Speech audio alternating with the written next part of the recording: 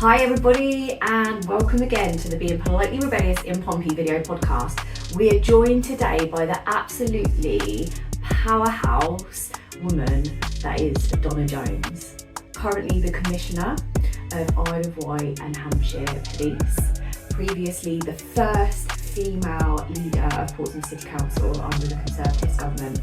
We feel absolutely privileged to have her here today talking about her journey and her career.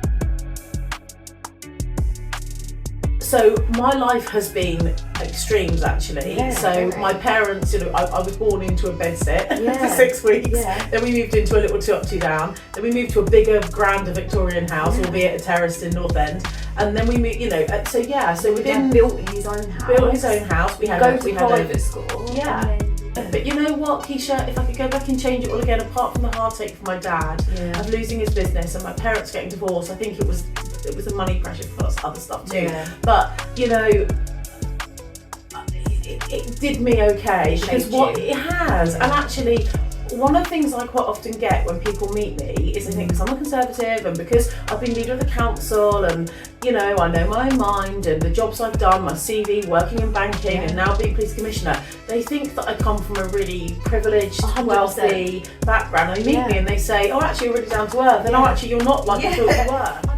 But everything that happens in your life is for a reason, and for me, I think, I try and work with everyone in society. Hi everybody, and welcome back to the Being Politely Rebellious in Pompey video podcast. We are absolutely overwhelmed today to be joined by the phenomenal, formidable Donna Jones. Thank you so much for joining us today. So I know that Donna Jones is currently, I speak like out of person then, didn't I? You are the Commissioner. Is that the official title? Police and Crime Commissioner. Police and Crime Commissioner for Hampshire and Isle of Wight. That's right. So a big role and a big deal. But before we kind of come to that, as we like to do on the podcast, I'd love to know a bit about like your early days. Like, where did life start for you? And wow, my mum's family are all from Portsmouth. My dad is Welsh, so he was born in the Rhondda Valley in the early 50s. And then when the mines were closing and there was less industry in South Wales, my grandparents moved to Waterlooville when my dad was I think 9. So that would have been sort of 1960, 61. And then my granddad set up a business in Waterlooville, then he was a milkman and he did all sorts of different jobs. My dad's the oldest of 6 kids, so they lived in Cunningham Road in Pembroke. I call it Waterlooville, it's actually Pembroke. And that's where my mum and dad met. So my mum, family come from Portsmouth, come from North End, and from Portsea. And then when my grandparents, my mum's mum and dad got married, they were given a prefab in Seven Oaks Road, so just next to QA Hospital, so it was a brand new built council house. That's right. And then my grandparents split up. My nan ended up with a house in Lee Park, and my mum then lived in Lee Park for quite a long time as well. And then my parents, so they met in Waterlooville. My mum went to Crookhorn, my dad went to Crookhorn Boys, which no longer exists, although I don't think he really went to school that much. He was on the milk run with my granddad most of the time. And so they met at a youth club in Waterlooville. My mum was 14, my dad was 16, and they then got married and were together they're divorced now, but they were together for 25 years. Wow. So when I was born, they were living in a little it was like a bedsit type thing in Milton Road in Waterlooville. The house is no longer there. It was a big house split into 8 bedsits. But they'd actually bought a house in Stampshall in Waldron Road, which they bought I think about 10 months before I was born. And so they were trying to get it all done up and ready. It was like a refurb thing. That it had no inside toilet, it had no staircase, there'd been a fire in it. So my dad bought it really cheaply from a builder that he knew, because he was an apprentice bricklayer, so he was learning to become a builder. What, who you know. And he let my dad pay him the money in chunks and whatever. So he bought this house, did it up, and then we moved in when I was about 6 weeks old into Stampshall. And then when I was 2.5, my parents bought a house in North End Avenue. So a big, one of those tall, big double bay and forecourt houses, turn of the century. And I've got brilliant memories. That must have felt like a mansion. Oh, it did. It did. For a little 2 up, 2 down. Because those 2 up, 2 down terraces, you feel you know, I've lived in a few of those, and you do feel like compacted in a bit, don't you? Completely, you really do. And so we lived there till I was 8, 8.5, and then we moved to Widley. So when I started school, I went to Northern Parade Infant School. Yes. Oh really? Yeah, my mum went there actually when she was young, and so only for a little bit when she lived with her dad. But yeah, so she so I loved it. I grew up in North End and playing marbles in the street and hopscotch and like French skipping and like Mark over the road and Helen and Lorraine next door, and I'm still friends with all these people now, like 45 years later. So it's great. And then so we moved to Widley when I was 8. I then went to Pembroke Middle School for a couple of years, and then I went to a school in Petersfield. And so then did you commute to school in Petersfield?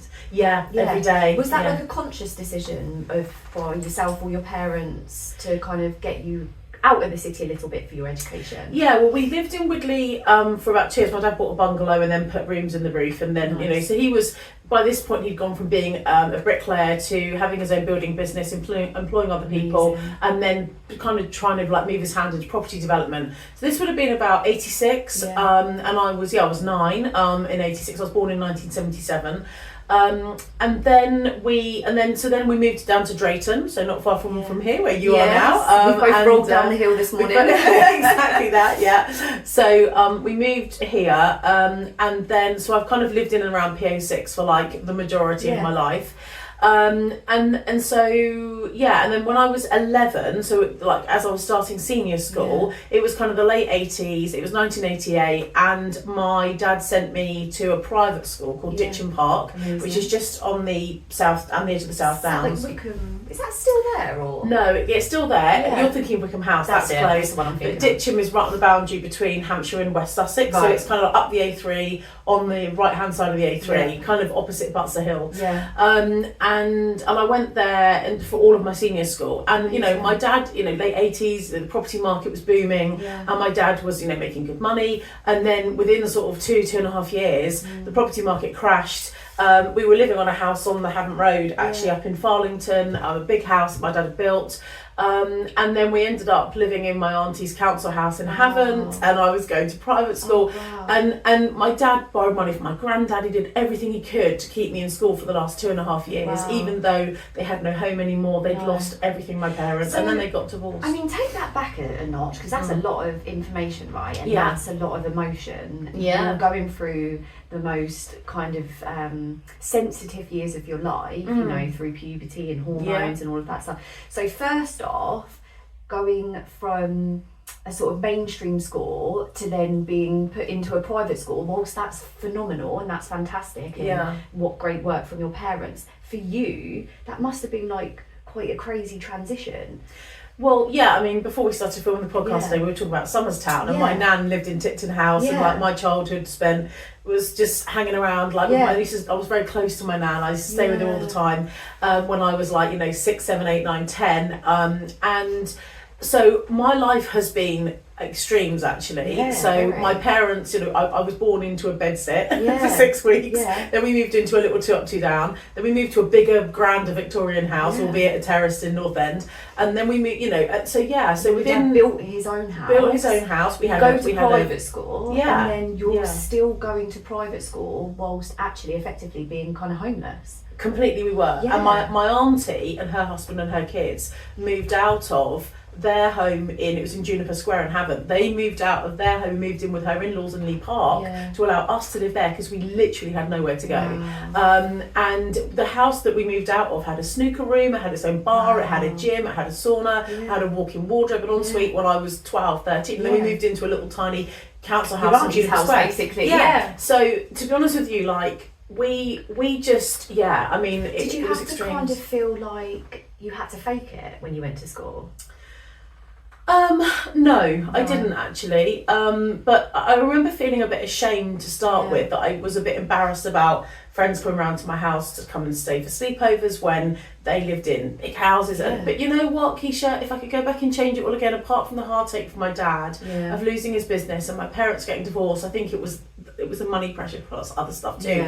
But you know, it did me okay, because what it has, and actually one of the things I quite often get when people meet me is they think, because I'm a Conservative and because I've been leader of the council and, you know, I know my own mind and the jobs I've done, my CV, working in banking and now being police commissioner, they think that I come from a really privileged, 100%. wealthy background. They meet me and they say, oh, actually, you're really down to earth. And oh, actually, you're not like I thought you were. I mean, I wasn't expecting this today. I mean, as an outsider, absolutely. Like, you know, I'll be the first to admit you know, you look at you as an outsider and you think, wow, what a force to be reckoned with, you know, and having gone to the school that she went to, I suspect the kind of background that she's had, I never in a million years anticipated any of that you've just shared with us. So first of all, thank you for sharing that, because, you know, that I know that emotions are hard to share, especially when you work in roles where you have to you know, do the job and do it well and deal with the task in hand,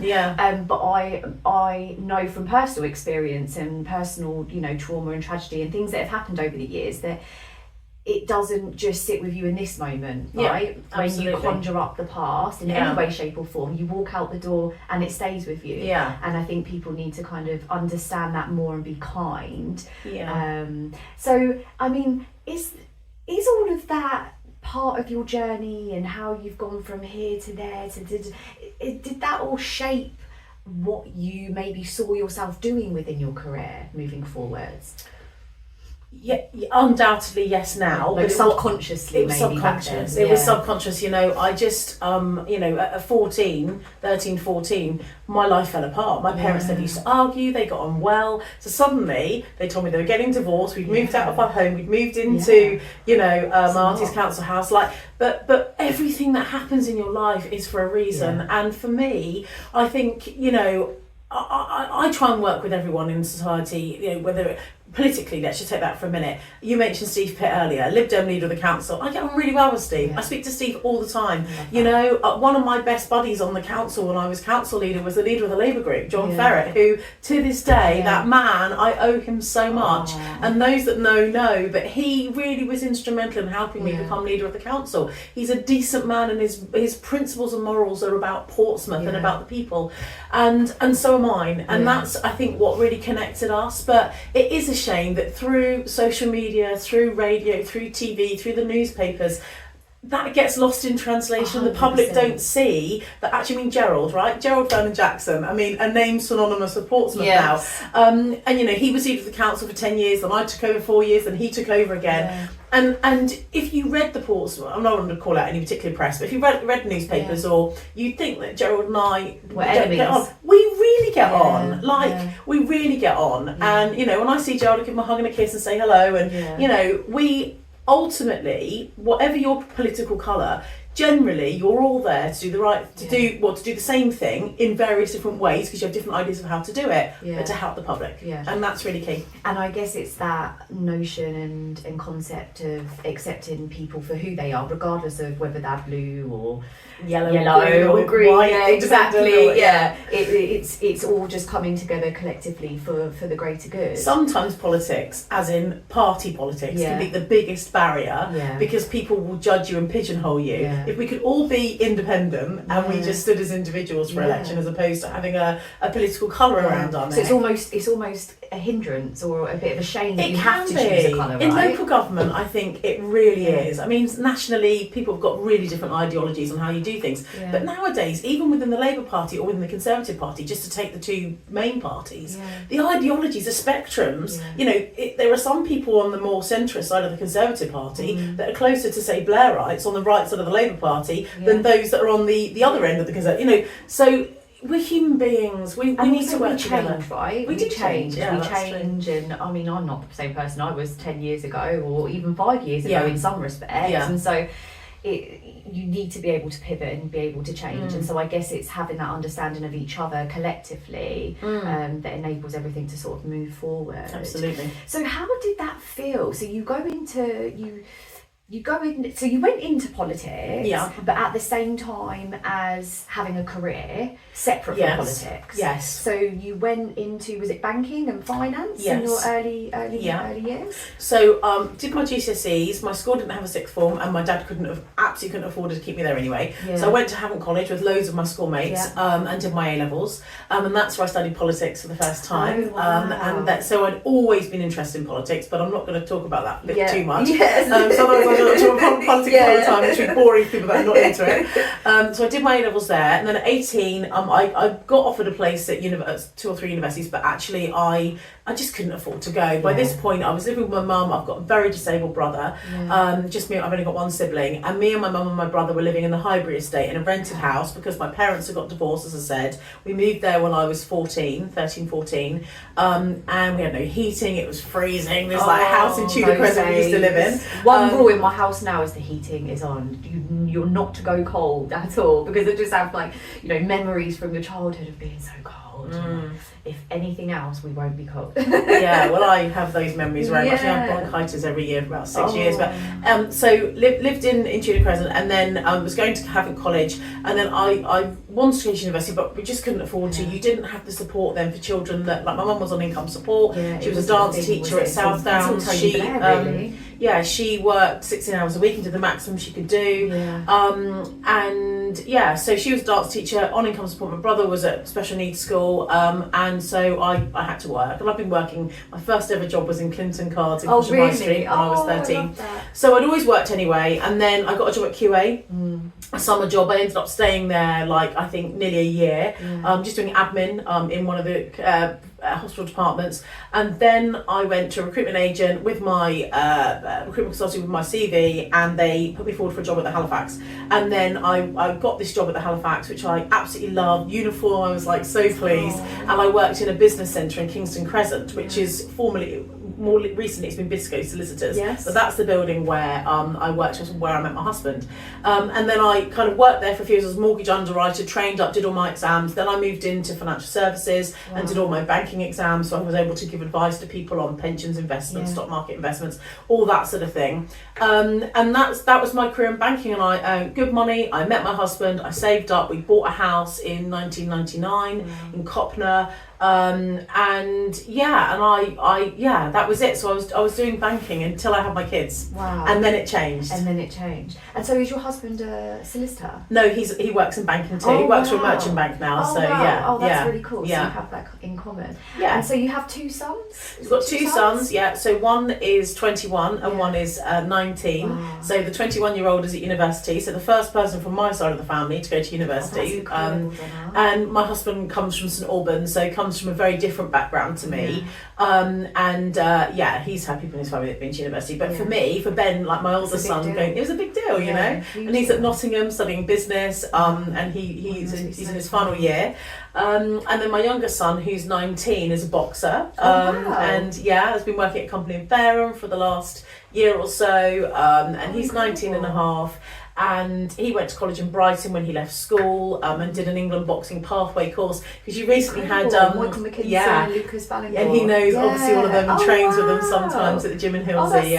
So he's great. He's recently won the Hampshire and Isle of Wight ABA title. He's going to Tunisia on a boxing camp for a month in January. So he's really putting a lot into that. I smell a podcast guest coming up soon. That's incredible. Who knew? And I just, there's so much wonderful information coming from you right now. I'm in awe. Like, it's just amazing. Well, I've got another thing for you on that one. Yeah, go for it. The reason my son is really into boxing is because my dad was an Olympic boxing medalist. Yeah. Wow. Yeah, so my granddad founded the Waterlooville Boxing Club in 1968. Absolutely. And then my granddad was a boxing Carmine champion, and so was my great grandparents. My uncle Wayne Evans boxed for British title, and my other uncle is all my dad's siblings. They're the boxers. was the coach and manager for Tony Oakey, so from Lee Park. So and then my dad, won a bronze medal in the 1972 Olympics. Wow. Yeah, so he now is coaching my son as well. So That's absolutely incredible. Yeah. This is why we do this. Like this. Wow, I'm like speechless. It's absolutely amazing. So you had your children. Met your husband, had your children. And then what was the feeling from you, like as a new wife and a new mum? You didn't want to go back into the kind of finance and banking world? No, not really, but I did, and I'll talk you through very quickly what happened. So 2003 Ben was born, June 2005 Harry was born, and I had a career break in between having Ben and Harry, because I knew I wanted to have another child and I wanted to spend some time with them when they were little. And so a few years apart, aren't they? 2.5 years apart, just under 2.5 years apart. So I had a career break from the Halifax, and after about a year or so, 18 months of being at home, doing mum, bubba, baby groups, so it's good, I'm here to Drayton Institute, I then thought, right, okay, so we'd bought a second house. We'd moved from Copner when Ben was 9 months old, and moved to Farlington Avenue. So I was then living back in Pier 6 again. And so I had, loved it, but I then applied to become a magistrate. So I wanted to start, like you, volunteering, giving something back. And I wanted to do something I'd not done before. Oh, wow. And I've always been a bit interested in law. And when you work in banking and you're dealing with stock market based investments and pensions, you kind of need to have a bit of an eye on what's going on, across government and politically, and what's going on with government spending and things that are going to affect stock market investments. So anyway, law touches everything, doesn't it? Especially when you're in doing commercial things like I was. So I then became a magistrate, and I started my training in October 2005. Wow. And at that point I was then the youngest magistrate in the country. Wow. I was 27, and that was the youngest age you could become a magistrate, was 27, for some bizarre... Is that still the case now? No, it's 18 now. Really? Yeah, oh, wow. But it was 27 for some reason. And it was fascinating. Met so many interesting people, teachers, doctors, architects, surveyors, you name it. Who were magistrates with me. So sitting in the magistrates retiring room was as interesting as being, in the courtroom and working with people. And then when Harry was a couple of years old, so I'd had about a 4 year career break, decided to go back to work.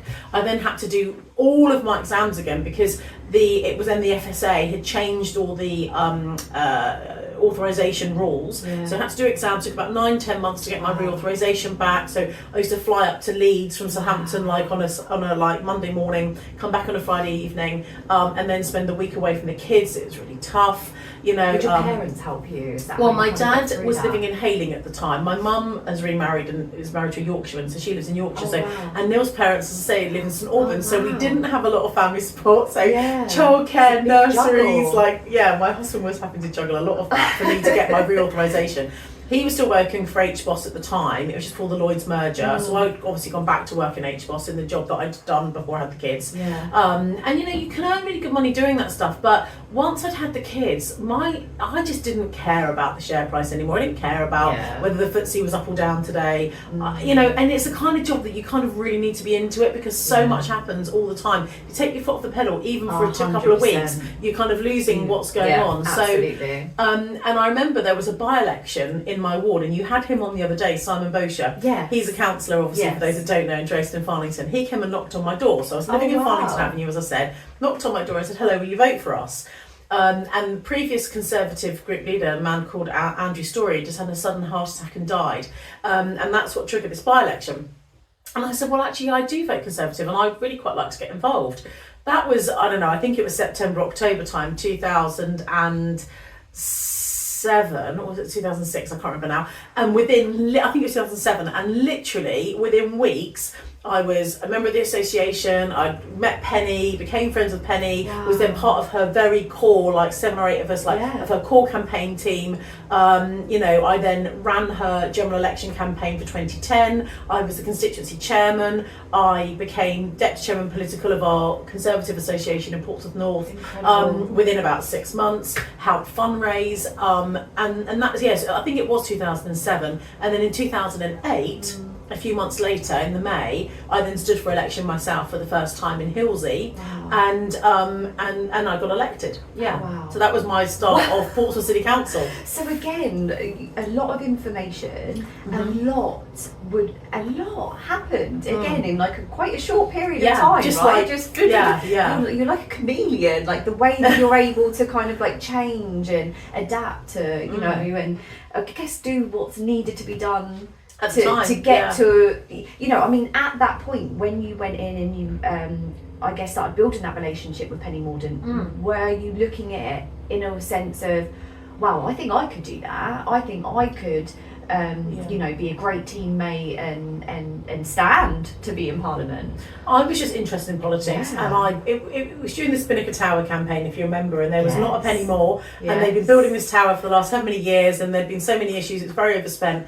And I remember thinking, like, you know, I'd watch it, I read the newspaper, I bought the news sort of most days, and I remember before it was all online, obviously, and I remember looking at it and thinking, I've got a lot of knowledge and skills in banking and money and finance and that's what they need, apparently. So. And I thought, you know what, I had this pull, and I think the people that get involved in either volunteering through the third sector or working, whether you work for a council, whether or not you work for a government department, whether or not you're a policeman, a fireman, a nurse, a doctor, it's this pull towards the public sector of wanting to help people and give something back. And that's why, just walking away, we'd gone on holiday, and I said to my husband, I really don't want to do it. So after I'd got my reauthorisation, started, you know, training, you know, giving advice again. And I said to my husband, I really don't want to do this anymore. And he said, I knew you were going to say yes. I said, I really want to do the politics full time. And I have to say, if it wasn't for him being the main breadwinner, because I effectively walked away from a really good, well-paid job to be a councillor on, God, what will count as 11 grand a year? Like, you get paid very little as a councillor. It's supposed to be like a part-time job. It is if you're in opposition, if you're part of the administration, if you're like I was in my cabinet, or Steve Pitt in his cabinet. Steve Pitt will be in that council every day, full time. This week alone, I am working. My day starts at 7:30, 8 o'clock. I've got events every single night. I'm filming another podcast tonight. I've got the Winchester Cathedral Carol service the next night. I'm speaking at another event on Thursday night. Every single night and day. People in public life in elected roles work long hours. And I think that that's something that gets lost. And again, like I said, one of the reasons why I wanted to, you know, be a voice in some way, shape or form, or a platform where we can invite people like yourself on, because I think that gets so lost. I think there's this misconception, and I think, you know, partly because of the way that the media tends to portray things, of, you know, MPs and people working in those types of roles being on loads of money and doing lots of luxurious things, when actually, yes, you know, there are decent wages to be earned, but the hours that are put in is often 7 days a week, 10, 12, 16-hour days. And it's that side of things that does get completely lost. So how did it feel? I mean, going from being a councillor to then, I mean, it didn't happen overnight, obviously, but you were the first female leader of Portsmouth City Council, right?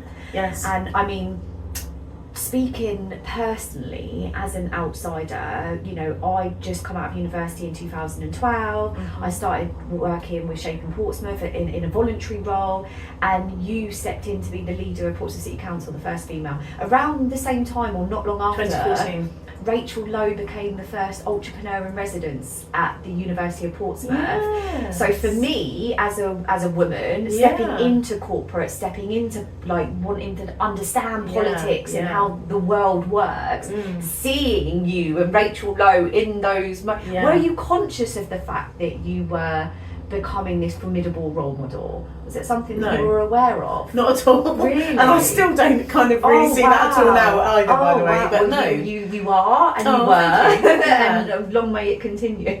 But how was that for you, going into like a real male-dominated, in, you know, I say industry, but world?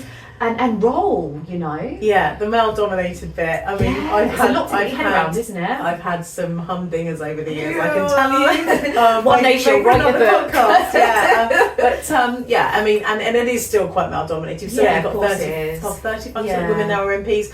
So, right, let's talk about the council years then. So, 2008 I got elected, and then I was, learning, I was absorbing, I pretty much stalked. I mean, I hate to what I'm doing joke. now, basically. I'm stalking you all. But I don't mean to make light of that, because actually stalking is awful. But Of course. I pretty much followed the chief finance officer around the council.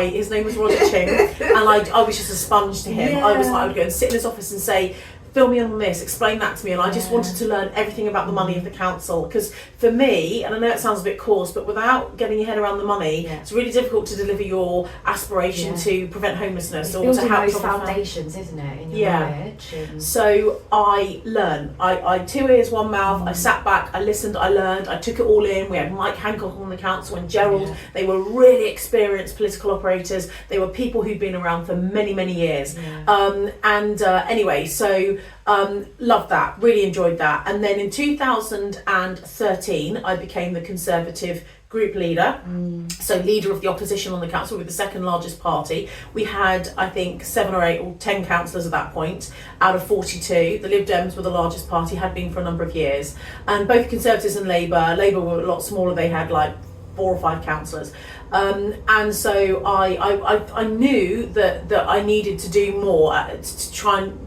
change things in the city. I was there not so much because of the National Conservative Party. I was there for the people of Portsmouth, and because I had a skill set around money and governance and finance and commercial and an understanding.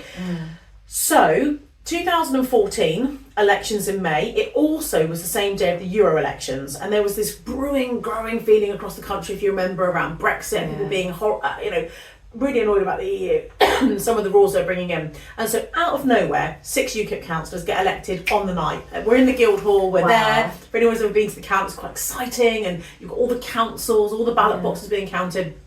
And I could see they won 1 seat, and they won another seat. They're taking seats off the Lib Dems, and I was thinking, oh, hang on a minute, what's happening? And I went in there thinking, it's going to be more. We might pick up an extra seat tonight, the Conservatives. But actually, what ended up happening was quite dramatic. They took a seat off Labour, they took a seat off of us in Copner, and all the rest took off the Lib Dems. So the Lib Dems are then lost, and I remember being, as I'm a numbers person, I had my bit of paper and I was working out and I was writing down in every ward, and I could see that people around me hadn't quite clocked onto this. I was thinking, this is a game changer. And then I walked over to the last couple of wards that were still to be counted, and I thought, they're close there. If they don't win those, we're in play. So I then walked over to one of the brand new UKIP councillors, shook his hand, said, hello, I'm Donna Jones, I'm the Conservative group leader. He said, I know who you are. I said, right, thanks ever so much, it's a good start. We need to talk. Can I give you my mobile? Can you give me your mobile? I need to come and see you tomorrow. And he's an Irish guy called Colin Galloway, lives in Stampshire. And he said to me, why is that then? And I said, well, because we could oust the Lib Dems and get rid of them tonight, and we can start running the council. And he went, okay, then I better give you my number. So he gave me his number, and still my group were like wandering around, hadn't clocked what was going on. Peter Henley from the BBC, he clocked it, he got it, he was watching me what was going on, and he beckoned me over and he was like, what? And I went, it's all in play. He went, I can see. He said, he was obviously tracking, and he was like, what are you going to do then? I went, I'll speak to you about that on Sunday. And then on Saturday, Colin lives, as I say, in North End, and I went down to his house, and I didn't know him from Adam, and I sat there, I spoke to him for about 2 hours. They had no idea. They didn't know how the council worked. They'd never had a councillor before. Shop all the latest now at politelyrebellious.co.uk.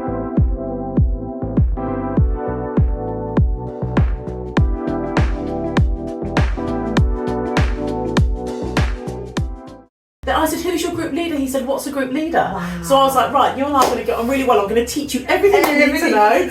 Walk my way. Come in. And so actually my work I'd been doing with Labour behind the scenes, I knew that going from 12 councillors that we had at that point to getting an outright control, 42 councillors, you need 22 to have a majority of one, right? So half the council plus one. We were never going to get there, like, just on the bounce on elections. So I knew it would have taken years, or I had to do something a bit radical. So I worked with UKIP, the 6 of them. After some conversations, a couple of days later, Colin phoned me back and said, "Yep, we're up for it. We're going to back you." Well, they're UKIP, we're Conservatives. Who else are you going to back on the council? You're going to clearly back us. Yeah.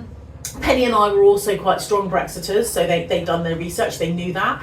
So they knew that they weren't, but they knew that we were ideologically the same as them, because that's why they'd stood to get us out of the European Union. Right. And then, and it kind of all went from there. So then I had 4 Labour councillors, John Ferret and 3 of them, plus 6 UKIP, both backing up my minority administration. I had 12 councillors out of 42, me and my cabinet of another 7, so 8 of us, plus 4 that were running our scrutiny committees. And I was balancing these plates for 4 years. So I had UKIP on one ideological side of the fence, I had Labour on the other, me in the middle. But the thing that united all of us, and I truly believe, take away whether you think I was a good or bad leader, take away the politics, what made that work for 4 years that I was leader from 2014 to 2018 was the fact that we were all united in trying to do what was right for Portsmouth.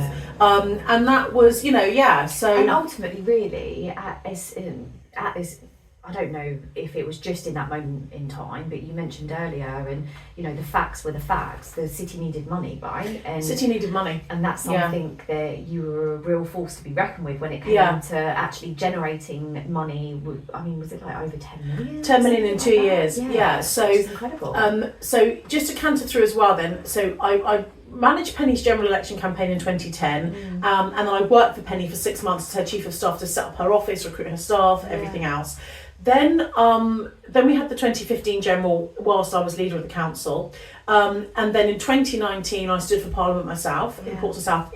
Stephen Morgan was the incumbent MP. He held his seat, and then I became the police commissioner after that. So that's the kind of canter through the elected roles. Back to the council, so what happened? So we were smack bang in the middle of austerity by this point. It started in 2011-12. It was 2014 May that I became the leader. We were £3.5 million overspent in children's social care. We were £6-7 million overspent in adult social care. Our pressures were growing. We are a not particularly well city. We've got a lot of people who are living in deprived areas, who have not got a lot of money, and their health outcomes are not great. Like I say, my nan, where you grew up in Somerstown, those are the people that you've got to focus on and think, why am I doing this? So you're right, £10 million income. So I said to the council, the chief finance officer and the senior team, I'm going to set up an income generation strategy. We are going to go out and make money, because I am not closing libraries. I'm not getting rid of lollipop people. I'm not getting rid of community wardens. I am not cutting public services. And I really do get on with the Lib Dems. So I caveat this by saying that they closed libraries on a Monday. They decided they were going to get rid of the community wardens before we'd gone in. And I'm not knocking them, because it was tough there for everyone in local government, and they closed public loos, and that really had irked a lot of people in Portsmouth. I remember that. And so I said, right, vote for me, and I'm going to reopen your loos, I'm going to reopen your library, I'm going to do this, that, and the other. And anyway, so by default of UKIP and Labour, I got there. So what did I do? Well, I first of all, I looked at all the assets of the council. The Portsmouth Council owns a lot of not only council housing, but other commercial property and land. And so I said to our head of asset management, who's a surveyor, I said, right, I want you to bring me the properties that have a yield of 5% or less. And we started at the bottom with those that had like 1.5-2% yield. Some of them are like really old leases that didn't have indexation built in, that we had tenants in. So I looked at all of them, and the White Link ferry site down in Old Portsmouth, the freehold is owned by the council. Obviously it was on a lease to White Link, still is now, and it only had, I think it had something like 12 or 13 years remaining on the lease, and the yield on it was like 2%. So what we were getting in terms of rent versus what its capital value was really low.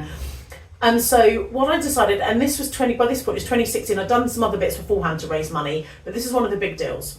And so we were never going to sell the freehold. The council needs to own that freehold. We need to be able to control our poor areas, clearly. So I re-geared the lease with them. I said, you clearly want to stay here? Yes, we do. Right. We've got 12 years remaining. I'm going to give you a brand new 40-year lease, but we're going to negotiate what it's going to be, rent review, get the rent review dates every 3 years built in. And they've said, yep, great. And so they agreed that with us, and they carried on paying their rent, and that was good. I then took that income stream for 40 years, stood the councillor's guarantor to it, and I sold the income stream. Now this is 2016, I think it was July time, August time. It was just after we'd had the referendum to leave the European Union. The UK bond market had collapsed. Pension funds were looking for solid, very low risk, solid investments. And so I sold that by standing the councillor's guarantor, because if Whitelink ever went bust, a pension fund, if they bought that income stream each year, because that's all bonds do, is give them an income into the pension pot, they would not have been able to, if the Whitelink had gone bust, it would have been too high risk then. But by standing the councillor's guarantor, councils don't go bust generally. Fingers crossed. Fingers crossed, yeah. And so that I then sold that income stream, the 40 income stream, for £82 million. Wow. I then had that cash in my pocket, but I still own the freehold, and then took that money and invested it in property. Like we bought the Mercedes dealership in Southampton Airport, right by Southampton Airport. I bought a DHL sourcing office on the M1. The little retail park up near Tesco's North Harbour. So the logic is that there's still that income stream coming in continuously, but at a much higher rate. So the lowest level was like 5.2% up to 8%. So the average would have been probably about 6.25%. Whereas previously that was bringing me in 2% for that site. So from that site, got a whole load of cash and then brought in a much better yield, a much better return on it, but still owning the freehold. So that's where we need our MPs, our councillors to be a little bit more savvy, to think outside of the box, to not just say, I'm going to close, you lose, but actually to go, I'm going to bring in some money and then use that money. And I plug the cost with the £10 million I brought in over the 2 years. I plugged the overspend in children's social care, the overspend in adult social care. We reopened the public toilets. I opened the city's first all year round homeless shelter. There's so much stuff that we were able to do to really help people. Such a legacy to have, not. I don't feel like it's a legacy that you left behind when you left. It's clear that you set up certain things that have continued and will continue hopefully for many more years to come. And I think that is, with councils, at the end of the day, you've got to look at it as a business, right? You've got a set budget each year coming in from the central government. You've got to work out where that's being spent, how that's being spent. 9 times out of 10, you're in a bit of a deficit with that. How do you then generate money? A bit like a community interest company, right? You've got this money coming from here, but ultimately you still need to be generating money in order to thrive and to have new projects and new programs and things. I mean, you've then gone into this role, you don't just do one role right now, right? You're doing a few different things, which it sounds like you've kind of done for the last 20, 30 years, right? Which is incredible. How have you found that transition into the role that you're in now?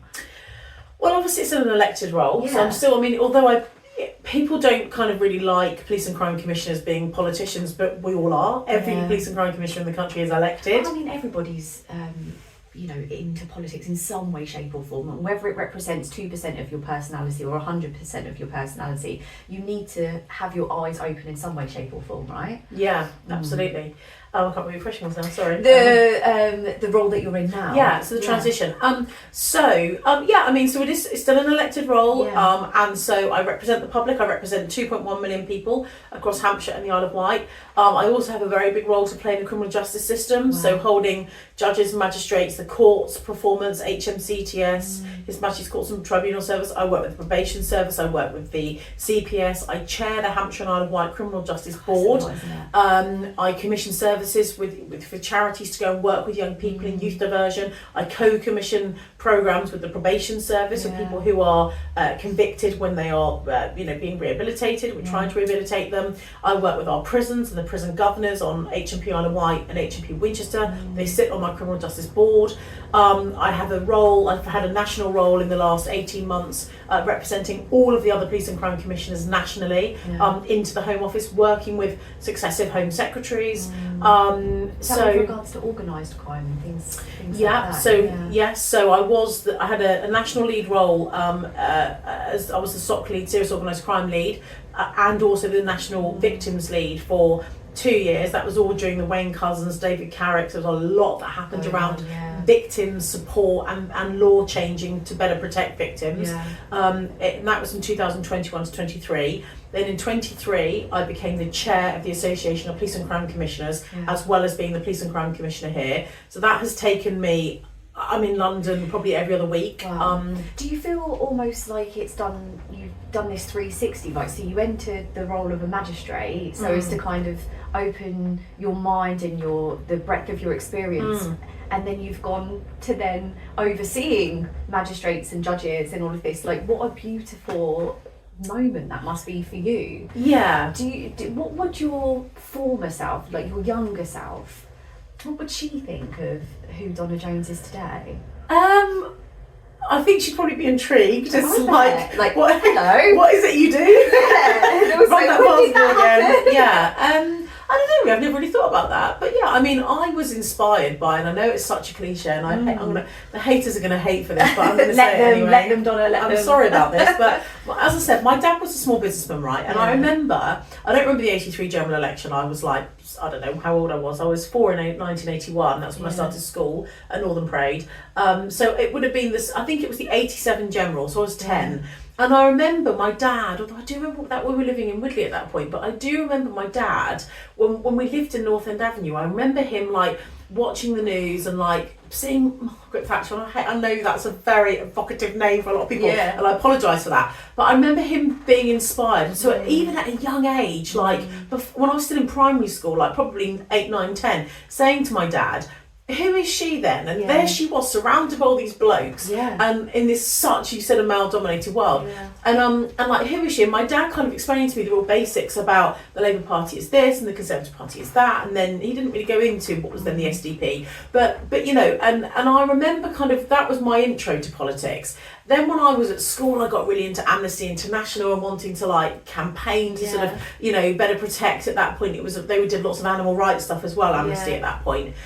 Organisations change much more about people now, but at that point they did lots of things around supporting animals as well. And you know, when you're 13, 14, 15, you want to save the world, right? And so I did lots of public speaking exams when I was at school, and like speech and drama exams. And so I think everything that you do in life happens for a reason. And I think, so my younger self would probably look at me now and think, well, even if I didn't agree with everything I was saying and doing now, I hope I would think, well, at least you're standing up for what you believe in and you've got conviction, and that's the most important thing, really. 100%. Absolutely. And I'm, you know, with all of the roles that you've done, and especially the one that you're in at the moment, there must be a lot of talk about, you know, the next generation and there are so many concerns, of course, with regards to the next generation and with regards to organised crime and shoplifting and knife crime, and there possibly being turf wars between north part of the city and the southern part of the city. What do you think we need more of under, you know, this new Labour government to help ease that pain, not just for the community, but for those young people who are getting caught up in all of the madness? Yeah. Well, actually, big up to the Labour Party actually on this one, the new Labour government. Some of the things they're doing I don't think are that great, but there's some stuff they're doing that's really good. And they've set up, so they've got their 5 missions, and one of them is around safer streets. And I am completely sold on that. Like, I'm a signed up member because I completely understand what goes wrong. So let's just, in answer to your question, what do we need more of in Portsmouth to tackle gangs? You know, Keisha, people like you and I get it because we've been both sides of the tracks, right? You've done so well for yourself, and you know, things. My life has changed dramatically too, right? And we both hung out in Somerstown as kids and whatever. We get it. We get both sides of it, but there are parents out there now, because they're my age, I'm 47, who've got teenagers, who when their kids go out at night, say bye when they get from school, have the dinner, get changed, go out on their bike, whatever they're doing at 4, 5, 6 o'clock, they don't realise the danger, the complicated societal pressure that 12, 13, 14, 15-year-old kids are under. It's not like it was when we were looking It around. was not. And like, you know, gang culture, being a member of a gang, do parents really in Portsmouth really understand what that means? Now, young people will think that being in a gang, and by this I'm going to say young boys predominantly, but by being a gang member, it protects them. I'm in the so-and-so gang, people aren't going to touch me. When in reality, for us, we know it makes you a target, and it massively increases your risk. You know, when you speak to young people who've been convicted of knife carrying or sometimes even worse, stabbing someone, they all will tell you, every single one of them, I'm yet to meet a knife carrier who has said to me that they all say, the first time I carried a knife and for the first several months, I carried it for protection. Now that as a police and crime commissioner and a parent and someone who's grown up in this city and someone who has 2 boys of my own, breaks my heart. You're carrying a knife because you don't feel safe without a knife in your pocket on the streets of Portsmouth. That is a travesty. It started somewhere and it's spiralled out of control. It's spiralled. But I almost feel like within what you've just said, there's this kind of underlying message of we don't just need to educate the next generation, we need to educate parents. And caregivers as well. I've been trying to do a lot of that with the educating of the parents. You remember we had the Oxford Street looting last year. It was a TikTok phase and it just swarmed through, and you had like 2,000 kids running up Oxford Street, Regent Street, going into JD Sports. They all arranged online they were going to meet there at a certain time. And I had a front page of the Daily Mail at the time, and my point was, you know, parents, where are your kids? Look at those pictures. Is that your young person in that picture? What on earth is going on? And I do think that the pressure around knife carrying, it is an epidemic in this country. That we didn't have young people carrying knives. Oh, I mean, we used to have 10 years ago, anywhere near, pull a bit of hair, but completely. never ever. Not at the level. I couldn't even imagine when we all used to we used to meet up at Victoria Park and have punch-ups and things like that, but the thought of anyone... In fact, I remember a girl, can't remember her name, and even if I did, I probably shouldn't mention it anyway, but I remember a girl getting her face slashed in Bransbury Park. I'm 30, almost 38.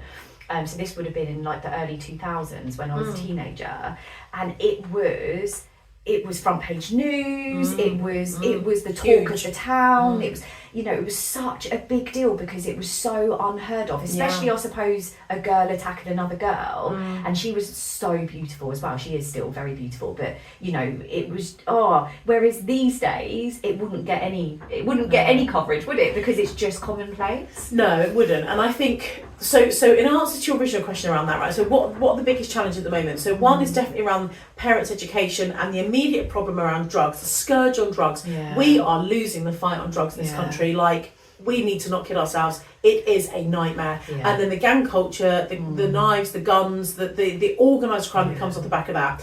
So so in answer to how do we sort that out? Well, first of all, what does Portsmouth need? Well, it still needs more police officers, and I'm doing everything I can, as you know, with my business acumen, to drive every penny to get more cops. And I'm about to announce another 50 police officers that I'm going to recruit in the budget that will start on the 1st of April next year.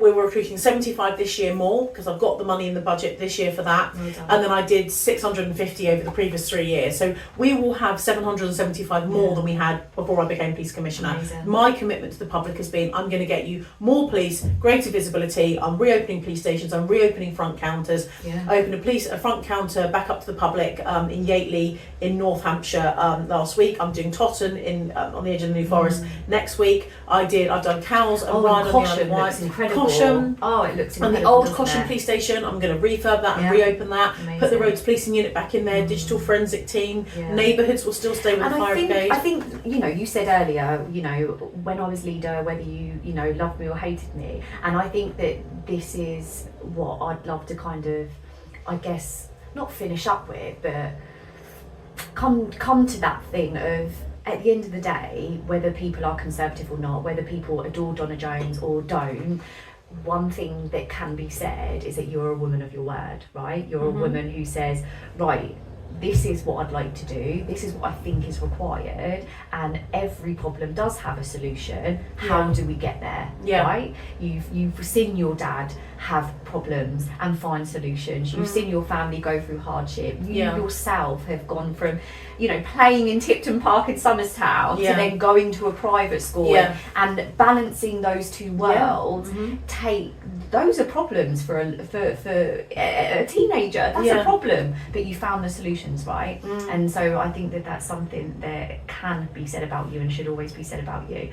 How do you juggle your mental health? You've been doing these insanely highly pressurised jobs whilst raising 2 sons during all the changes in landscapes that comes with. What do you do for Donna? What keeps you sane? Are you sane? I hope so. Last time I had a I think I am. Yeah. Well, I mean, relaxing, chilling out. I mean, I don't get a lot of downtime, so Yeah. Sundays are quite precious for me. Yes, I have to be honest. I often work. Last Saturday I was at a counsellor surgery in Benhampton in the church there with Lib Dem and Conservative counsellors, and so I don't get a lot of downtime. I like going out with my mates. I like going out for dinner. I like watching I love period dramas. Yes. And I love junk TV. My husband's like, oh, you're not watching Celebrity Jungle again, are you? And I'm like, yeah, do you know what? Because I don't have to concentrate on it. I can just have it on. It's in the background. I watch Real Housewives and all of those things. Yeah. And my husband and my son now, being 11, he's the same. Mum, why are you watching that? Married at First Sight, Love Is Blind. Absolutely. Why? And I'm like, because up. I don't have to focus. Yeah. I can kind of dip in and out, and it's my escapism. Often for me, it's sat doing my emails with something on in the background. Stacey Solomon, Sort Your Life Out, changed my life. Absolutely. Yeah, and what's the other lady, the Asian lady who does everything? She folds things and rolls on the things programme. up. Yeah, Dilly. That's is it? no, not on Stacey Stacey's programme, the Netflix one. Marie Kondo. Oh yes, I know exactly who you mean. Yeah, those Marie Kondo. programmes. Yeah, because I can do my emails. It's like if you're watching a drama or you're watching a film, you've got to concentrate. Yeah. But actually, for me, I just want to have something on that's easy watching. And I was doing emails till 1:30 this morning, and I'm not proud of that. Yeah. But I'm still catching up from having been on holiday. Yeah. And so just being able to just switch off. So, but do you know what? I do feel really lucky, and I say this because my nan had terrible mental health and was in and out of St James's when I was a kid. I remember going to visit her in locked wards, and she's passed away, so that's why I'm happy to mention it now. Yeah. But this is my mum's mum, the one that lived in Somerstown, and her family from Portsea. And I think if I'm really been blessed to have really strong, good mental health, and I have had some, excuse my language, crap thrown at me over the years. Yeah. The Spinnaker Tower, saying I was going to paint it red, like there have been some moments where I've been like, whoa. But actually I've never suffered with mental health, poor mental health, and I feel so blessed about that because we don't have enough funding in mental health. Community mental health and acute mental health, nowhere near enough. I've seen a very, very good friend of mine that had a breakdown and ended up being sectioned a few times, and I worked so closely with that person, and it is heartbreaking. So for me, I think having my husband, who's got nothing to do with politics, he's kind of like, he votes and everything, but he's he's not a political activist like I am. So therefore, he balances me. It sane, doesn't it? It does. Yeah, my husband, my friends, he jokes that he just turns up. He just turns up. But he'll turn up with a smile, the dad jokes. And I remember in 2019 on General Election Day when I stood in Portsmouth South, and it was December, it was cold, it was raining, it was really, really not a very nice day at all. And he came out after work. He came and met us at about 4:30, and he was knocking on doors in Fratton with me. And he said after about half an hour, "I'm really good at this. Actually, it's the first time we'd ever done it, and I've been in politics for like 12 years by this point." And I said, "Well, where have you been for the last time? Like, you need to come out more often." He was like, "I've been telling the old ladies they need to go and vote for you." But anyway, so that was the only time he's ever caveated. He's ever knocked on doors for me. So I think having him, having my kids, my mum friends, my friends from Ben and Harry's, from school. I've got some brilliant friends I've made, and they've got nothing to do with politics. And so they are probably my mental buffer zone. And like when they see things are going on Facebook or on the news, or something's going on and there's a bit of a hate campaign against me in some way, they will put a protection around me and be like, "Let's go out for dinner, come round." You've got a tribe. Yeah, exactly. And also, like, one of my really good friends, Claire, lives in Southsea, and she will be like, "Come to our house, we can sit in the garden, no one can see us, like, you're not going to get judged sitting in a restaurant," or and so but I have to say that most people are like good as gold, and like Sainsbury's, like, because I live in Drayton, like Sainsbury's in Farlington is like it's very difficult to get around Sainsbury's in 20 minutes for me, because people stop me because I've lived around here for so many years, but I love that, and I love people coming over and just having a chat, telling me what they think, because for me, what does being a politician mean? It's being a voice for others, and how can I represent, whether I was council leader, now I am the Police and Crime Commissioner for all of Portsmouth and Southampton, rest of Hampshire, the Isle of Wight. So I can't represent 2.1 million people if I don't know what they think. Whether that's about VAT on private schools, whether that's about adult social care underfunding, whether it's about it doesn't matter what it's about. Come and talk to me. That kind of general consensus of what the vibe is and how I need to know what people think. What would you say is the most politely rebellious thing you've ever done? Well, the most politely rebellious thing I've ever done, probably, actually I haven't mentioned it, but politically, if I'm looking at it that way, probably painting the Spinnaker Tower, because actually there was, people loved the tower, right? And then I think it was the Pompey fans, and I can't, because I love Portsmouth Football Club. I actually did some work for Michael Eisner for 18 months after I stopped being council leader in 2018, and helped with some regeneration, redevelopment of the stadium. And actually I feel so, because I know so many Pompey fans, the key supporter groups as well. But yeah, you know, for me, I was just looking at it as that adult social care budget. I've got to plug that budget, because there are care packages that we are not going to be able to give to really sick, really disabled people that are sitting in a chair on their own all day, and we need to get someone out to them, not once a day, but they need someone 2 or 3 times a day. They need someone to help them. And so by selling the naming rights and, you know, the Emirates deal that I did, which was a big deal to land at that point, £3.5 million over a 5-year period, £750,000 a year, that money went lock, stock and barrel into adult social care. And you know, in the end we ended up gold and blue, and it was all, everyone was happy and it was better. But I remember the controversy around that, and I remember someone saying to me, "I just can't believe you were so naive." And I said, I wasn't naive. And you know what? All right, the colour, I get that bit, but take that bit away. The deal itself was the right thing to do at that period of time, because we would have had people, and I don't want to be dramatic about this, dying in our city if we weren't able to carry on giving them those care packages that we desperately needed. So to anyone who didn't like it, I say, if you've got a granny, a granddad, a disabled relative, or someone who's needed the council or may do at some point in the future, that's what that deal was about. And to be honest, from a you know, probably not part of the strategy behind it, but got everyone talking about it.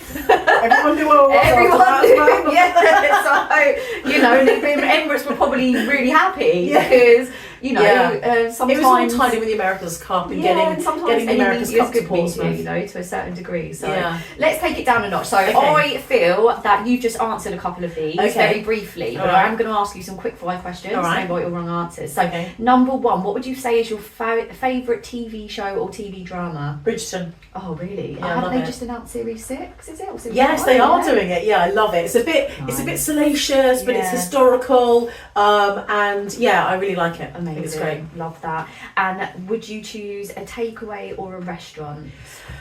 Oh gosh, I've had a really busy week at work, a takeaway, and it would probably be an Indian. I do love Indian food, and we've got a great Indian restaurant in Drayton, which is Spice Village, for those that don't know. I wish they deliver, but I'd probably be bankrupt if they did. Yeah, well actually they do. Indian Cottage in North End is the same company, same family, exactly the same recipes, and they deliver to PO6. Game changing. Where is it? Indian Cottage in North End is owned by the same Mrs. Begum. My goodness. She was a parent at the school my kids went to. So so they own Spice Village in Drayton. They've got Spice Village in Emsworth, and they've got a takeaway and restaurant. So they deliver from the North End one. Not know that. I wish I hadn't said that now, because everyone might start using it, and then it's going to make my delivery time. Yeah, I kind of wish you hadn't told. We'll edit that one out, maybe. Do you drink, or do you prefer red or white wine? Not really a massive wine drinker. Vodka is my spirit of choice. You're a Grey Goosey kind of girl? Oh no, I'm basic. Oh really? Oh yeah. You're still with the Smirnoff days. I don't mind. Put a bit of lemon and like a bit of lime in it, and I'm happy. I probably more white, if I'm honest with you, and I like a bit of a bubble. Yeah, but occasionally, I mean, I have started drinking red wine a little bit more. It's better for you, isn't it? So they say, yeah. You get to that kind of age in life where you're like, oh, well, the doctor says. What would you say is your all-time favourite song? Oh my god, my all-time favourite song. It would probably be Fleetwood Mac, Everywhere. Oh. Absolutely. Grew up on Fleetwood Mac, The Police, Chili Peppers. You know, I was a 90s teenager, so I love all that. But obviously 80s for Fleetwood Mac. But my parents were really, my mum particularly was really into music. Barbra Streisand, like all the songs I could. And my kids, even though they were born in the 2000s, they know all the 80s music. Yeah, I love it. My son's 11, and his favourite band is Queens of the Stone Age. Oh really? Yeah. And he knows all of his songs. He's obsessed with Josh Homme. Love it. You know, absolutely great, eclectic mix. And if you had to choose between a mince pie, or a slice of Christmas cake, what are you going with? Oh, that's a tough one, because I do love dried fruit as well. I would probably end up going with the Christmas cake, because you've got the marzipan and the icing in there, and you don't have it as often. Well, you actually don't have mince pies that often either. They're only at Christmas. I'd go with the fruit, or I'd go with my mother-in-law's Christmas cake, because it is awesome. Mother-in-law points. Mother-in-law points, Well and she makes done. the best lasagna What as a well. great way It's a to shame end. that she lives like 65, 70 miles away. Yeah, but what a great way to end. Just picking up the mother-in-law, Yeah. as we all should do from time to time. I cannot thank you enough for coming in. It's been so insightful, so interesting. Who knew that you had such an absolutely phenomenal, inspirational journey that you've been on? Definitely not born with a silver spoon in my mouth. that everyone Absolutely thinks, I not. promise you. Absolutely not. That is not the case. And thank you all for joining and listening and watching. And remember to always be kind. Donna is just as human as myself, and that's something that we really need to remember going into 2025. Peace out.